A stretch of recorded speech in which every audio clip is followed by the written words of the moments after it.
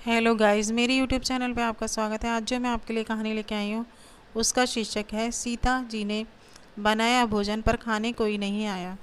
लंकापति रावण के वध के बाद जब अयोध्यापति प्रभु श्री राम की कीर्ति दूर दूर तक फैल रही थी और वह मर्यादा पुरुषोत्तम भगवान कहलाने लगे थे, तब एक दिन महादेव शिव की इच्छा भी मर्यादा पुरुषोत्तम श्री राम से मिलने की हुई। पार्वती जी को संग लेकर महादेव कैलाश पर्वत से उतरकर अयोध्या नगरी के रास्ते पर चल पड़े। भगवान शिव और माता पार्वती को अयोध्या आया देख श्री राम सीता राम जी बहुत खुश हुए। माता जानकी ने उनका उचित आदर सत्कार किया और स्वयं भोजन बनाने के लिए रसोई में चली गईं।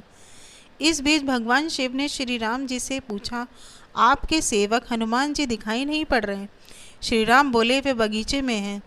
शिव जी ने श्री राम से बगीचे में जाने की अनुमति मांगी और पार्वती जी का हाथ थामकर बगीचे में आ गए।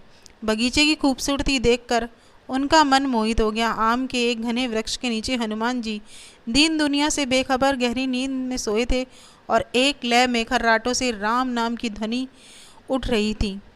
चकित होकर शिवजी और माता पार्वती एक दूसरे की ओर देखने लगे।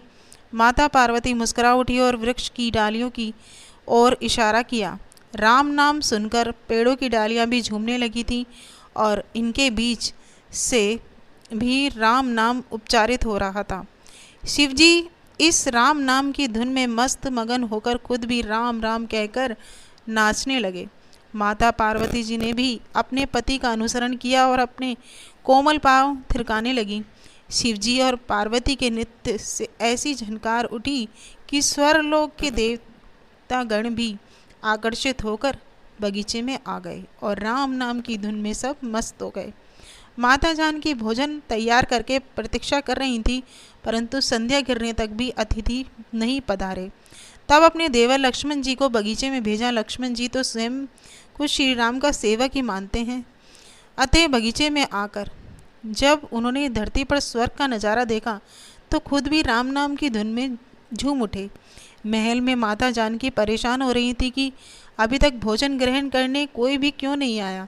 उन्होंने श्री राम जी से कहा, भोजन ठंडा हो रहा है, चलिए हम ही जाकर बगीचे में से सभी को ले आए। जब सीताराम जी बगीचे में गए तो वहाँ राम नाम की धूम मची हुई थी।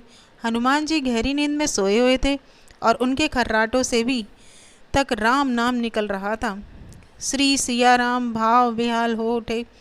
राम जी ने हनुमान जी को नींद से जगाया और प्रेम से उनकी तरफ निहारने लगे। हनुमान जी प्रभु को आया देख शीघ्रता से उठ खड़े हुए। नित्य का संगम भंग हो गया। शिव जी खुले कर्ण से हनुमान जी की राम भक्ति की सराहना करने लगे। हनुमान जी सकुचाए लेकिन मन ही मन खुश हो रहे थे। श्री सिया राम ने भोजन करने का आग्रह भगवान शिव से किया। सभी लोग महल में भोजन करने के लिए चल पड़े। माता जानकी भोजन परोसने लगी। हनुमान जी को भी श्री राम जी ने पंक्ति में बैठाने का आदेश दिया। हनुमान जी बैठ तो गए, परंतु ऐसी आदत थी कि राम जी के भोजन के उपरांत ही सभी लोग भोजन करते थे। आज श्री राम जी के आदेश से पहले भोजन करना पड़ रहा था। माता जानकी हनुमान जी को भोजन परोसती रही, पर हनुमान जी का पेट नहीं भर रहा था। सीता जी कुछ समय तक तो उन्हें भोजन परोसती रही, फिर समझ गई इस तरह से तो हनुमान जी का पेट नहीं भरेगा। उन्होंने तुलसी के पत्ते पर एक राम नाम लिखा और भोजन के साथ हनुमान जी को परोस दिया।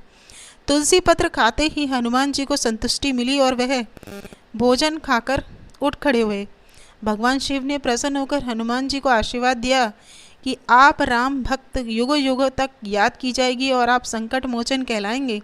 संकट हरे मिटे सब पीरा, जो सुनवे हनुमत बलबीरा। कहानी अच्छी लगी हो तो लाइक करें और शेयर भी करें।